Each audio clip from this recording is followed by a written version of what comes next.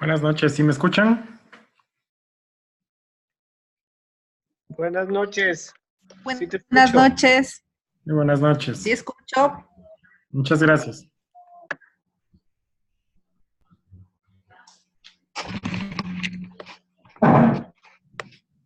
Bueno.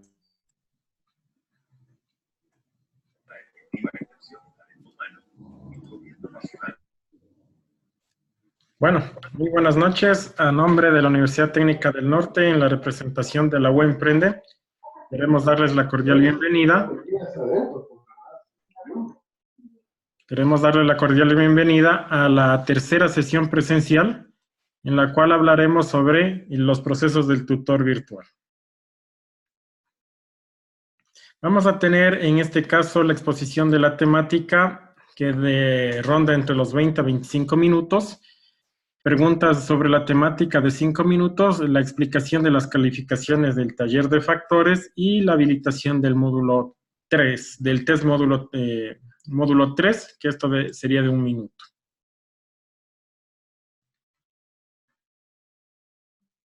Entonces, la exposición de temática de la semana trata de lo que es comunicación e interacción, evaluación del proceso de aprendizaje, seguimiento, herramientas del profesor tutor, acompañamiento, el profesor tutor y la soledad del estudiante, metodologías docentes emergentes.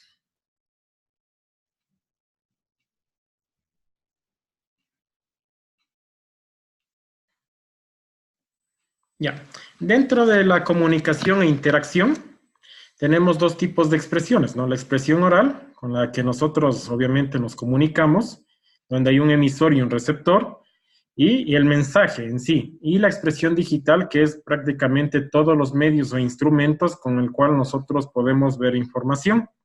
A eso lo comunicamos como tipo de expresiones. Ustedes tienen aquí un infograma prácticamente de cómo, o unos tips, ¿no? Para crear una presentación eficaz. Obviamente es muy importante manejar el tema de colores, ¿no? De acuerdo, por ejemplo, al área institucional.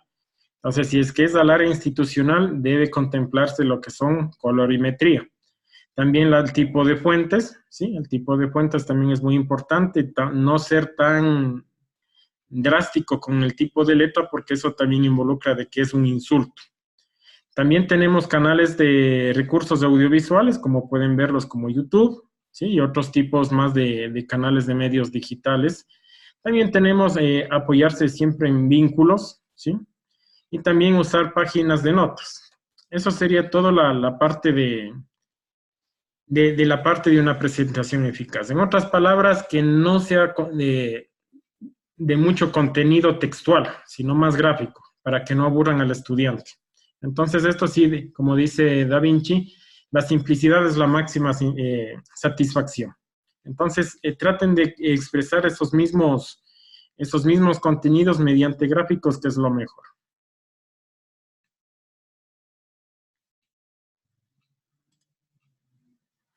Entonces, ¿qué necesitamos para una presentación oral, no? Convencer a los demás de tu punto de vista.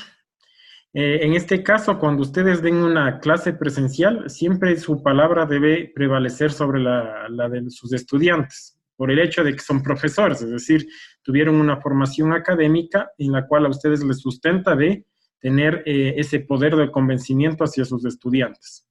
Entonces, también debemos despertar la atención de la audiencia, tampoco ser demasiado serios, demasiado drásticos en la presentación, sino entrar en un tono también un poco más agradable, con un poco de calidez, ¿sí? La estructura de los mensajes también debe argumentarse del qué, quién, cuándo, cómo, dónde y por qué, ¿sí? Y por último, reiteramos en cosas fundamentales, es decir, ir directo al grano, no darnos la vuelta en lo mismo y en lo mismo, ¿sí? Y prácticamente ser ustedes mismos. Por ejemplo, nosotros siempre lo manejamos mediante un guión, ¿no? Pero ese guión también debe contemplarse en que podemos romperlo, pero siempre y cuando sea cálido, es decir, de esa parte de calidez.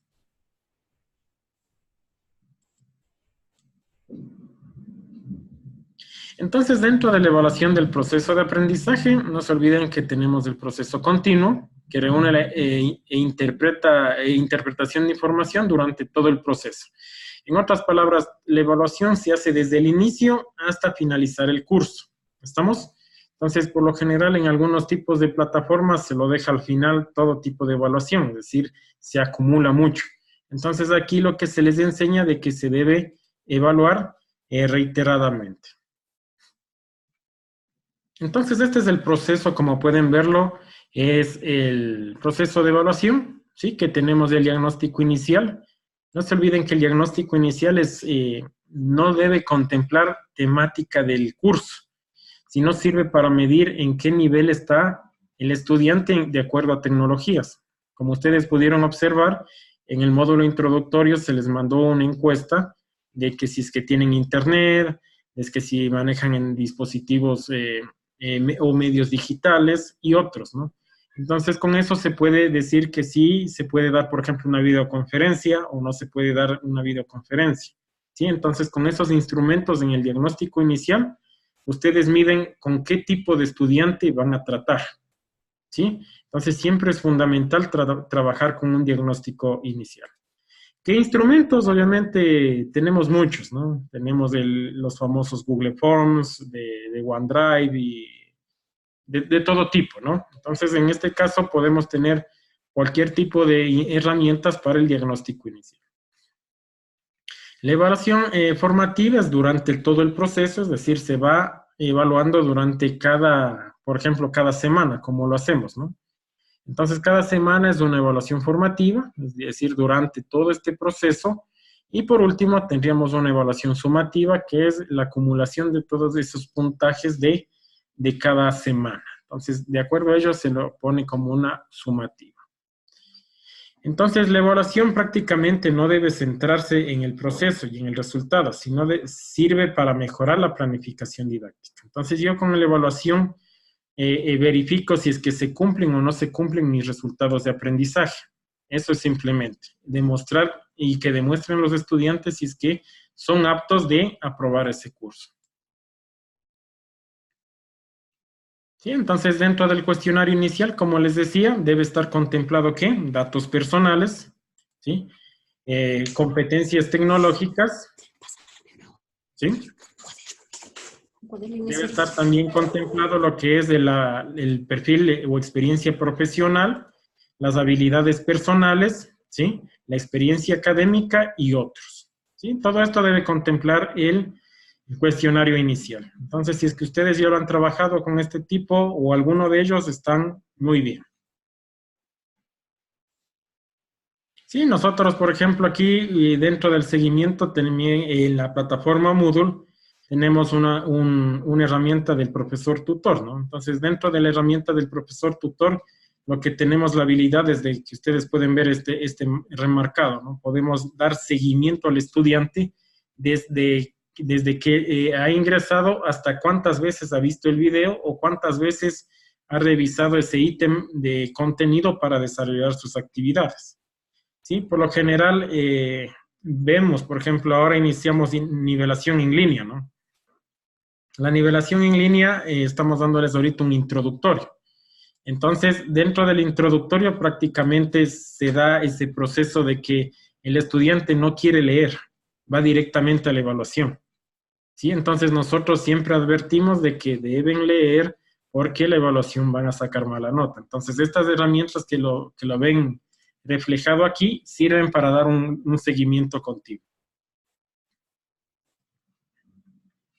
Entonces, ¿cuáles son las estrategias para conocer a mis estudiantes, no? Por lo general, aprenderse los nombres, pero en este caso, como vamos a tener grupos de 150, 200, por lo general siempre uno se recuerda a las personas que más participan, ¿no? Entonces, ahí es cuando uno se acuerda simplemente viendo la cara, prácticamente ustedes ya le reconocen qué nombre es, por la participación en sí, tanto en foros como en videoconferencias y otros medios, ¿sí?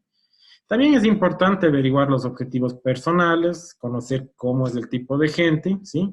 Es decir, ver cuáles son sus proyecciones a futuro, ver lo positivo y negativo, y conocerlo un poquito más, ¿no? Para ver con qué tipo de gente están tratando, ¿sí?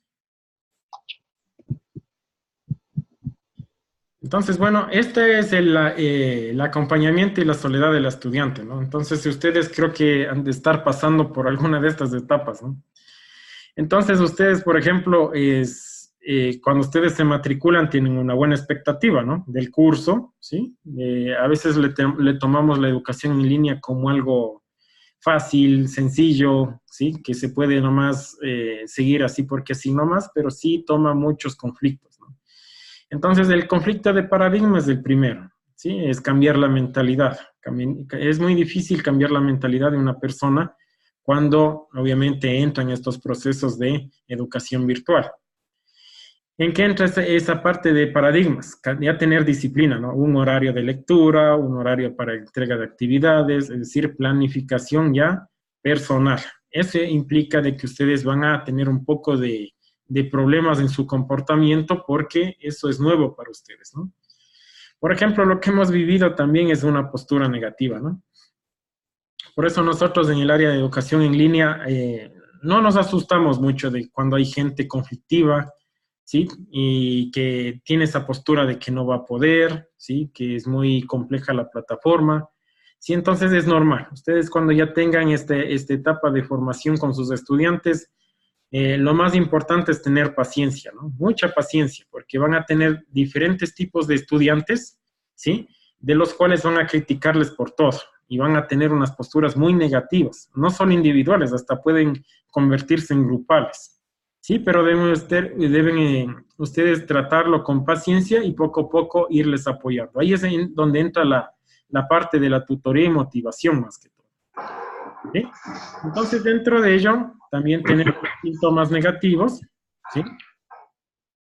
Tenemos los síntomas negativos, no sé si les ha pasado en algunas de estas, ¿no? Aislamiento y posibilidad de renunciar, decir, bueno, ya no doy, es mucho para mí, es mucha información, entonces prácticamente eso es lo que produce un desánimo y mínimo desempeño, ¿no? Entonces, justo cuando estamos en el mínimo desempeño es donde entra el papel muy fundamental del tutor, ¿sí? En dar ese acompañamiento, dar ese apoyo, esa motivación.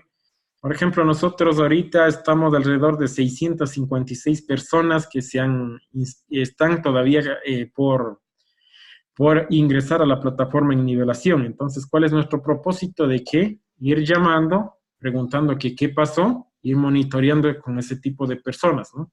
Entonces, ese es un proceso que ustedes deberían hacerlo cuando ya entran en estas fases, ¿no? Así que no se asusten cuando están en este proceso de conflicto de paradigmas, posturas negativas, aislamiento y desánimo. Ya cuando ustedes, eso es importante, ¿no? Cuando envían una tarea, por ejemplo, si sienten una satisfacción, sienten una oportunidad de que dicen, ya acabé esta tarea, lo logré, como sea, logré subir a la plataforma.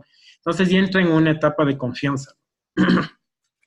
Entra en una etapa de confianza donde ustedes ya prácticamente dicen, puedo salir adelante. Si pude hacer esta tarea, tranquilamente puedo seguir trabajando en otras tareas. Eso se llama como pequeños éxitos y eso genera confianza, ¿no? Entonces eso es prácticamente que ayuda al estudiante a mejorar, ir adelante. Entonces, si ustedes tienen esos pequeños éxitos, eso sí, automáticamente dicen, si este módulo pude lograrlo, tranquilamente el otro módulo ya puedo seguir trabajando tranquilamente, ¿no? Entonces, esta postura van a tenerla, ¿no? Y ustedes, bueno, ya queda conciencia cada uno de ustedes en qué postura se encuentran en este momento, ¿no? Espero de que ya estén ahorita en la postura de los pequeños éxitos, ¿no? He visto muy buenos trabajos, ¿sí? Muy buenos trabajos que sí estoy calificando en estos momentos, que sí me dan mucho gusto, ¿no? Mucho gusto y obviamente a la gente que está trabajando y está con un poquito de conflictos, se está dando el apoyo necesario para que mejore.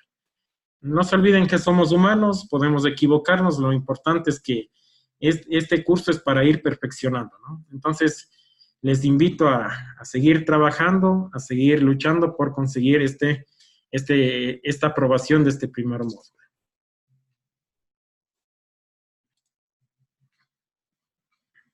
Bueno, dentro de la frustración del estudiante, prácticamente lo que genera es el abandono. Yo les hablo, por lo general, les voy a poner un poquito de datos de lo que estamos viviendo en la educación en línea de la Universidad Técnica del Norte, ¿no? Por ejemplo, de los 2.499 estudiantes, ¿sí? Hemos tenido casi la mitad, ¿no? Casi la mitad, casi 1.000 estudiantes han abandonado por el hecho de que no han podido subir un PDF, no han podido matricularse, tal vez no revisaron bien su correo, ¿sí? Desde ahí empieza el abandono, ¿sí? Obviamente porque no tienen esa cultura de que desde que se matricularon a la parte de nivelación virtual, tienen que estar viendo los correos constantemente. Eso hemos tenido muchos conflictos en estos días por el hecho de que la gente no tiene esa cultura, lo que les decía, ese paradigma, ¿no? De cambiar esa mentalidad de ir revisando los correos y las notificaciones constantemente, ¿sí? Eso es lo que frustra, ¿no? Entonces, obviamente, cuando un estudiante se siente frustrado, obviamente va a demorarse en la parte de graduación, es decir, va a tener mucha repitencia, ¿no? Entonces, dentro de esa repitencia van a tener fidelización negativa del estudiante, lo que les hablaba, son grupitos de que se quejan por todo, ¿sí? Hasta se quejan de la voz del mismo tutor, o sea, este es chillón el tutor, ¿no? ¿Sí? Entonces, hasta ese punto llega de la fidelización negativa, o sea, se quejan por todo, ¿no? Y obviamente después llega a esa parte de la mentalidad de tener una percepción negativa de la formación, es decir, dicen, ya no quiero saber nada, no quiero saber nada. Si alguien le dice, te doy un curso gratis, no quiero saber nada, ¿sí? Y eso implica la parte negativa en la institución, el rechazo a la formación en línea, la disminución de la retribución del docente, es decir, ya no le hace caso al docente, y obviamente perjudica el financiamiento y las consideraciones sociales de la institución. Y esto implica que la Universidad Ecuatoriana se financia por el número de estudiantes. Es decir, si tengo mucho abandono de estudiante, obviamente mi presupuesto va a ser menor. ¿Sí? Entonces, vamos a ver los tres aspectos que se ven en la frustración del estudiante, ¿no? Como agentes de formación, vamos a ver como el estudiante, como la institución y como el profesor. ¿Sí? Entonces, ¿cuáles son sus áreas susceptibles que originan la frustración? Entonces, los tres ejes que les dije, ¿no? Dentro del estudiante, el tiempo de dedicación, ¿sí? Por lo general, antes tenían una zona de confort, ¿no? Donde podían ver la novela, podían salir a jugar fútbol, ¿sí? Tenían un estilo de vida un poco más pacífico, ¿no? Pues ahora ya entra con esto de la educación en línea, de que de ley tengo que conectarme unas 4 o 5 veces al día y entro en esa etapa de estrés, ¿no? Entonces, la parte de colaboración, expectativas de matriculación, canales de ayuda y factores añadidos, ¿sí? ¿Estamos? Entonces, ¿qué frustra al estudiante virtual, no? Obviamente, el propio estudiante no disponer de suficiente tiempo. ¿Por qué no se dispone de suficiente tiempo? Porque no tenemos una planificación adecuada, ¿sí? Por ejemplo, la típica que sabe decir un estudiante virtual es, no tengo tiempo porque trabajo, ¿sí? Entonces, si ustedes se involucraron en una educación virtual, debe de ley tener una planificación. Por ejemplo, aunque ustedes no lo crean, el pico donde más conexiones tenemos es desde las 11 hasta las 3 de la mañana, ¿sí? Ahí es donde más gente trabaja, ¿sí? En estos procesos de educación en línea. Es decir, se dan sus lapsos para un poco descansar y nuevamente retomar sus estudios. Eso se crea disciplina, ¿no? Obviamente hay gente que dice, bueno, hay que dormir las 8 horas, las 7 horas, pero cuando se tiene estos procesos y tienen su agenda muy apretada todo el día, necesariamente hay que trabajar en la noche y en la madrugada. Es inevitable, ¿no? Sí, también existen expectativas irreales, por ejemplo, de que es fácil, ¿no? Es como manejar Facebook, es como un típico chat, ¿sí? Es como pasarme o adjuntar un email, ¿no? Como si ustedes se han dado cuenta, sí es un manejo que toca ir poco a poco mejorando, ¿no? Otra cosa que es matricularse a un curso que no les corresponde, ¿sí? Por ejemplo, soy contador y a veces me meto a algo de física, ¿no? ¿Sí? Algo de física, de química, que no tiene que ver mucho con mi área. Entonces ahí es donde involucra que los objetivos cambian. No tener estrategias adecuadas, no participar, la parte colaborativa, y eso sí les voy a hacer un jaloncito de orejas. Por ejemplo, no existe colaboración, no hay nadie que me ponga un artículo científico, una infografía en el grupo de WhatsApp, ¿no? Este grupo de WhatsApp ha sido solo help me, help me, help me, ¿no? Sí, entonces sí deben también hacer una parte colaborativa, ¿no? Por ahí buscar una infografía, algún artículo, alguna noticia, sí, y compartirla. Eso es colaboración, ¿no? Sí, desconocer los canales de ayuda. En este caso hay gente que solo se piensa que la ayuda es mediante correo electrónico, ¿no? Entonces, hemos implementado este modelo de WhatsApp que ha sido muy importante siempre y cuando respetando las normas que lo hemos puesto. No, y tener en cuenta el costo económico añadido. Para el docente, ¿no? ¿Cuál es la frustración? Sí, obviamente no haber sido estudiante. Por eso una de las ventajas de ustedes que son docentes, que son estudiantes, ¿no? Y cuando algún día sean futuros docentes van a decir, no, o sea, sí se sufre, ¿no? Sí se siente, sí se necesita ser estudiante de ley para ser docente virtual, ¿sí? Porque uno ya se conoce cuáles son esos miedos, esos retos que toca ir cumpliendo poco a poco para ir adelante. Entonces, otra respuesta es no dar respuesta o dar respuesta tardía, ¿no? Les hablo, por ejemplo, que después de unas 15 días, 3 semanas den una respuesta, ¿no? Entonces, obviamente, el estudiante se siente frustrado. Sí, tener una presencia esporádica o nula en el aula, ¿sí? Prácticamente es cuando el estudiante o el docente se le ve al inicio y se le ve al fin, ¿no? Es decir, no hay ni sesiones presenciales. Eso es lo que hay, no tener presencia, ¿no? No mostrar claridad en las indicaciones, ser excesivamente rígido, ¿no? En este caso sí dependen, ¿no? Depende, por ejemplo, si es que ustedes tienen un grupo muy extenso y quieren un poco reducir ese grupo, sí hay que considerar la parte de rigidez, ¿no? Entonces, no mostrar cercanía, es decir, no tener esa empatía con el estudiante, no darle ese calorcito de que te puedo ayudar, ¿sí? Contribuir a la sobrecarga, ¿sí? Los que vayan a seguir, por ejemplo, módulo de la fase 3, ahí es donde teníamos inconvenientes esta semana, ¿no? Porque había gente que le ponía carga de casi 30, 40 horas al día, a la semana, perdón. En otras palabras, es como que van a estar estudiando entre 5 a 6 horas, que es mucha carga para el estudiante. Y por último, no fomentar la interacción y la colaboración. Dentro de la institución también, ¿qué es lo que le frustra al estudiante, no? Ofrecer una ayuda técnica deficiente, es decir, no ayudar en el tiempo necesario, no proporcionar la adecuada capacitación al docente, es decir, por ejemplo, que escoja cualquier docente X, sí, y venga a trabajar en línea, ¿no? No es así, ¿no? Debe tener un proceso de formación y de adaptación a plataformas, ¿sí? Entonces, no ofrecer una formación preliminar al estudiante, es decir, que no cuente con una guía del estudiante. Prácticamente el estudiante se siente muy solo, ¿no? En ese sentido. No tener organizado el curso, ¿sí? Por ejemplo, capaz que en una semana se va al bloque 3, otra semana regresa al bloque 1, entonces obviamente eso se involucra que la falta de organización sí frustra, ¿sí? Establecer trámites administrativos complicados cuando ya estemos en la parte de educación en línea, que no sean tanto papeleo, ¿no? Sino que sea lo concreto. Entonces no se olviden que la formación en línea debe abordar un enfoque sistémico, que es sistémico paso a paso, ¿sí? Ir trabajando paso a paso, ¿sí? Obviamente para prevenir el estudiante que caiga. No se olviden que la UNESCO ya pone un estándar, ¿no? Para la educación en línea, que el abandono consiste del 30%, ¿sí? Entonces, de 100 estudiantes, cuando tengan ustedes en línea, ¿sí? El 30% por lo general abandono, ¿sí?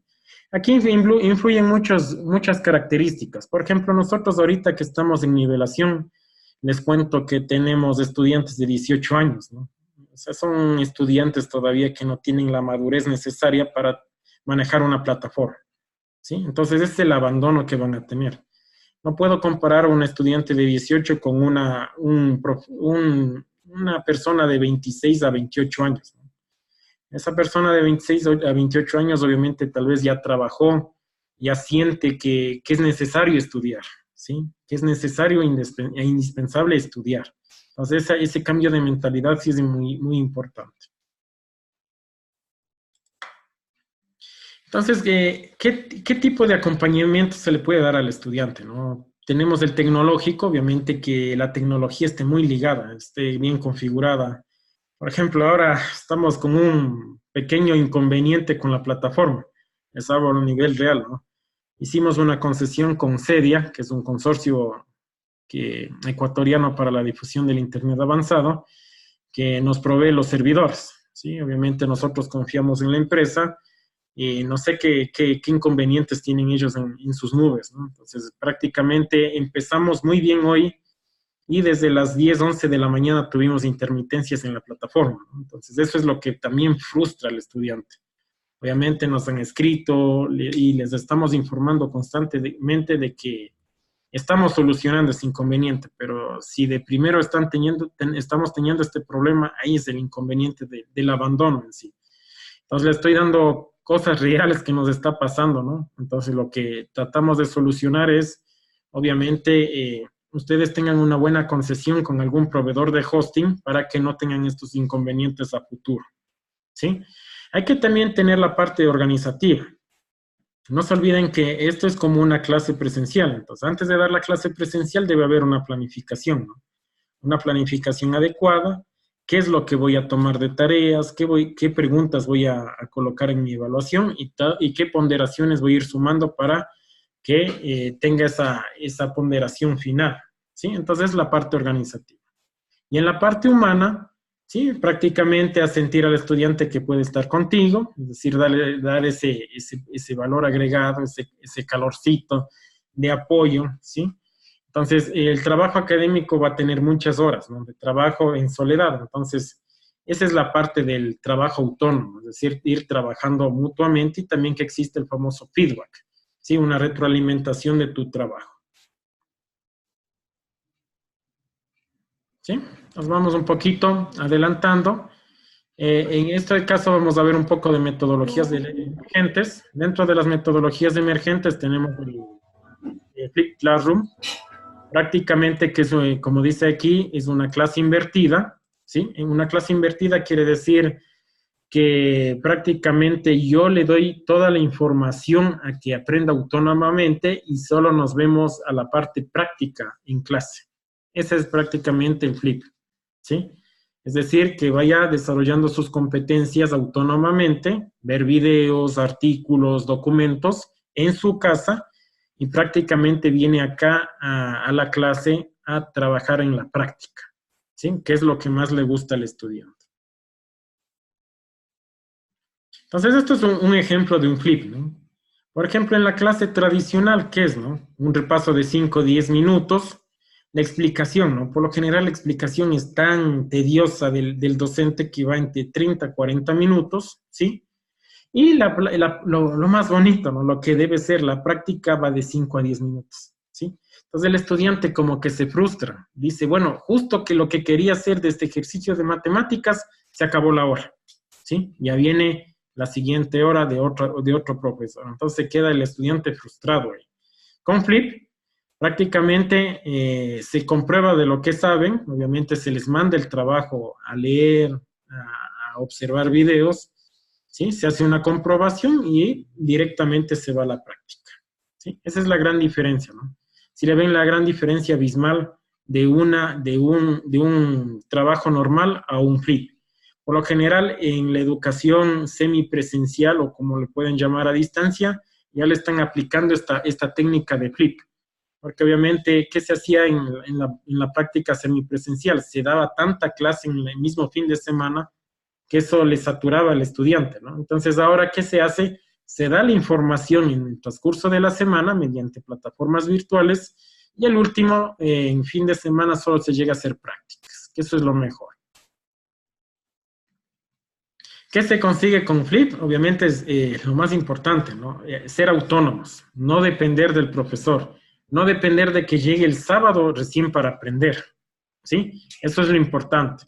Entonces, también otra interacción que va a existir es entre el profesor y los alumnos, ¿sí? Van a estar más cerca de cada uno porque van a ir preguntando en ese transcurso de la semana.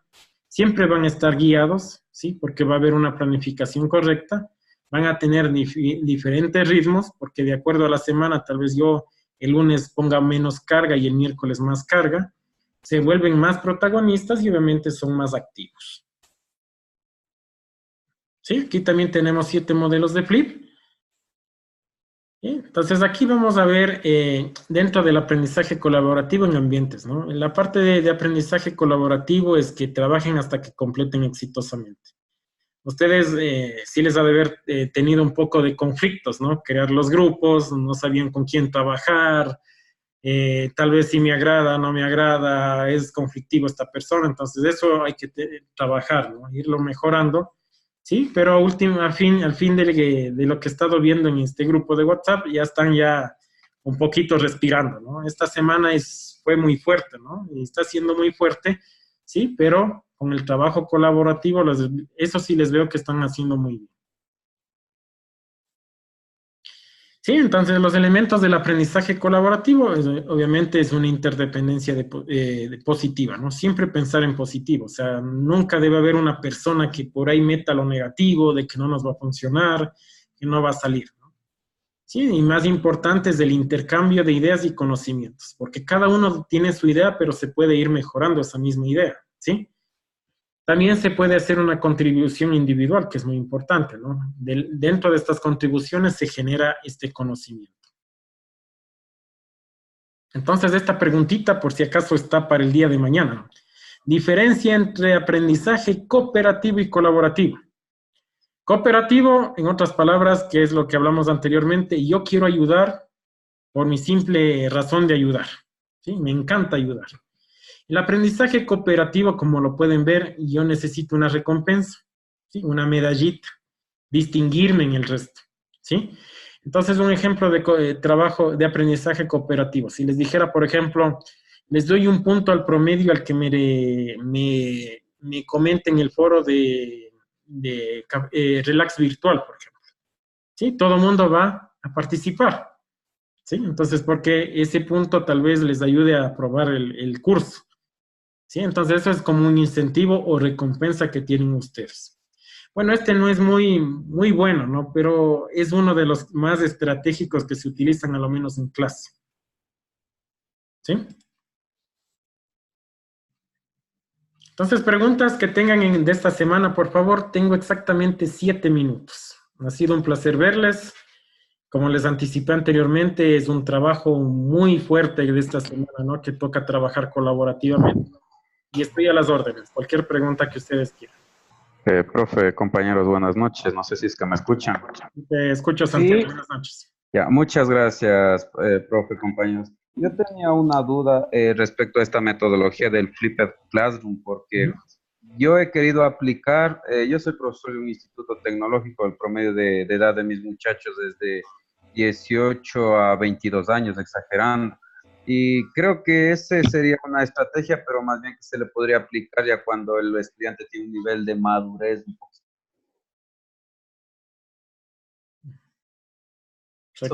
Y no me sirvió, los muchachos no prepararon la clase y nada, y más que todo fue casi, se podría decir, un poquito una pérdida de tiempo porque no me funcionó. No sé, con la experiencia que usted tiene, profe, ¿cómo me recomendaría para aplicarle de mejor manera este tipo de metodología?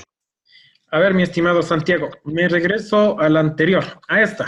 ¿Sí ves la diapositiva? Sí, sí. Ya, exactamente. Esto tienes que dar. Incentivos o recompensas. Ya. Trabaja mucho con la gamificación. Sí, ponles retos. Eso es lo importante. Eso le gusta en la edad de 18 a 22 años, le encanta jugar. Sí, le encanta jugar, ponle retos.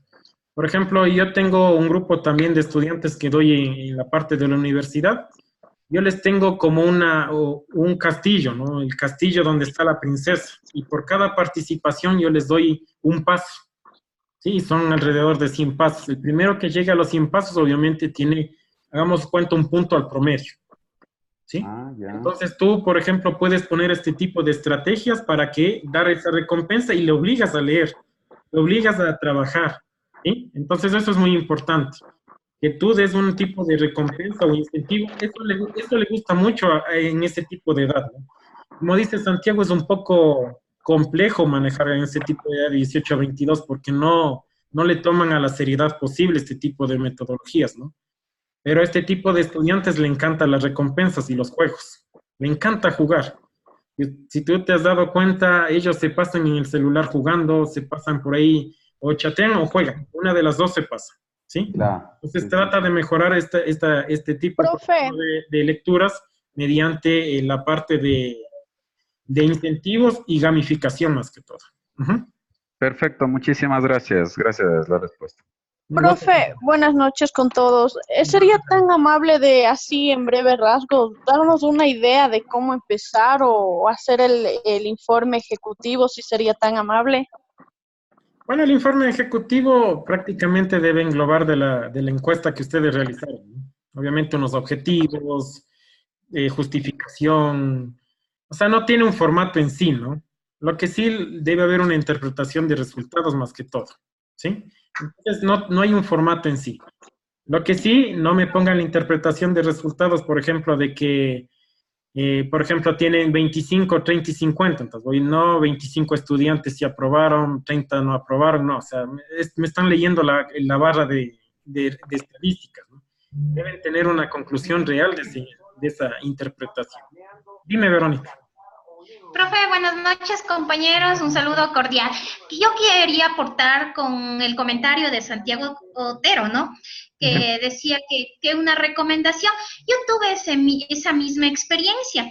Entonces, busqué un poquito en internet gamificación que usted dice y para más o menos exigirles que vean y la información yo lo utilicé a través de un video y que vayan respondiendo preguntas.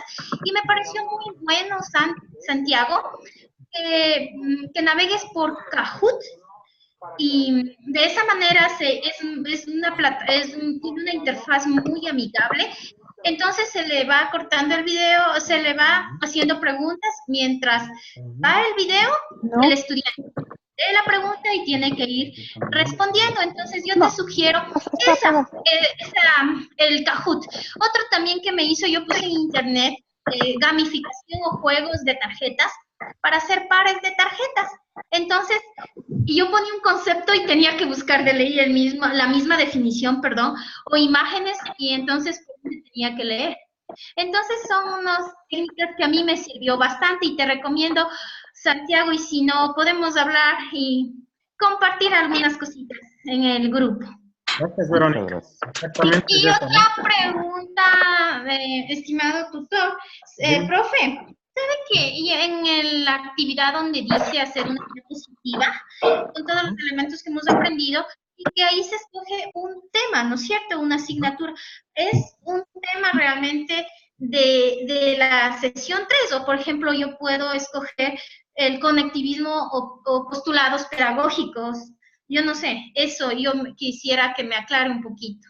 A ver, Verónica, gracias por tu aportación, ¿no? A ver, compañeros, creo que están muy buenas preguntas. Verán, estoy con 1 minuto 18 y se me corta la conexión, ¿no? Entonces, por favor, si se me corta la conexión, exactamente voy a armar una nueva videoconferencia, ¿sí? Para responder las preguntas que están muy interesantes, ¿no? Entonces, tengo exactamente 1 minuto. Como te decía, Verónica, la parte de tu aporte ha sido muy, muy importante, de la parte de gamificación. Hay muchas herramientas, ¿no? Hay muchas herramientas y de acuerdo a tu debes tener una materia en sí, ¿sí? De tu materia. Entonces, dentro de tu materia, lo primordial primero es tu hoja de vida, ¿sí? Por ejemplo, he visto gente que ha puesto, deben tener la formalidad, porque esa es la presentación, la carta de invitación al estudiante, ¿sí? Debe tener una foto formal con su hoja de vida, obviamente corta, precisa, sencilla, y después ir hablando de la parte metodológica, objetivos, justificación y todo lo relacionado. No se olviden de la parte de evaluación también, ¿no? La evaluación es muy importante, es decir, cómo van a evaluar, qué porcentaje tiene un foro, qué porcentaje tienen las tareas, ¿sí? Y por último, una bibliografía para recomendar, ¿sí? Algo de eso se lo podría trabajar. Ya, muchas gracias.